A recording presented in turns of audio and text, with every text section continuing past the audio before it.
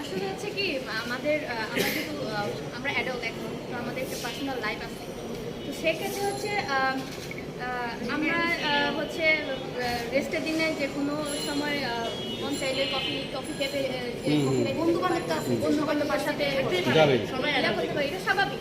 তো কিছু বাস্তবিতে কিছু কর্মকর্তা আছে যে তাকে হচ্ছে কে কোথায় গেল বা কে কার সাথে কান করাতে।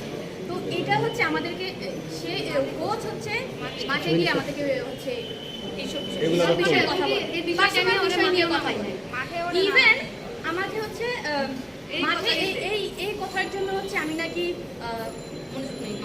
আমার নাকি মানে খেলার ট্রেনিংয়ে আমার মনোযোগ নাই, আমার নাকি হচ্ছে আদার সাইডে হচ্ছে আমার মনোযোগ। তো এটা নিয়ে হচ্ছে আমাকে 2 দিন হচ্ছে প্র্যাকটিস করছি।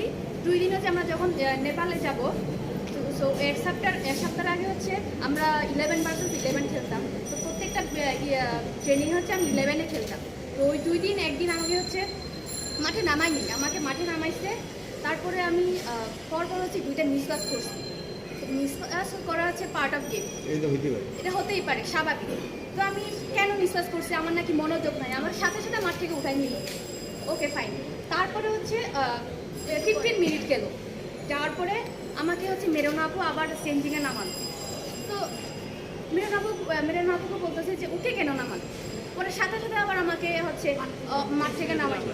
তো এটা কি একটা কোচের বিহেভিয়ার? এখানে তো আমাদের হচ্ছে মানসিকভাবে আমাদেরকে হ্যারাসমেন্ট করতেছে। তো আমাকে 2 দিন 3 দিন আমার সাথে এরকম হয়েছে।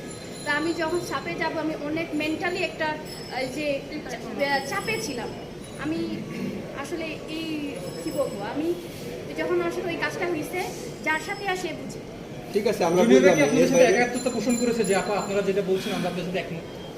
এটা জুনিয়র সিনিয়র ইয়েস নো কি বললেন? নিজের উপরে নিজের ডিসিশন। আপনারা ইয়েস নোটা কি বললেন? মানে প্র্যাকটিস কে করবে না।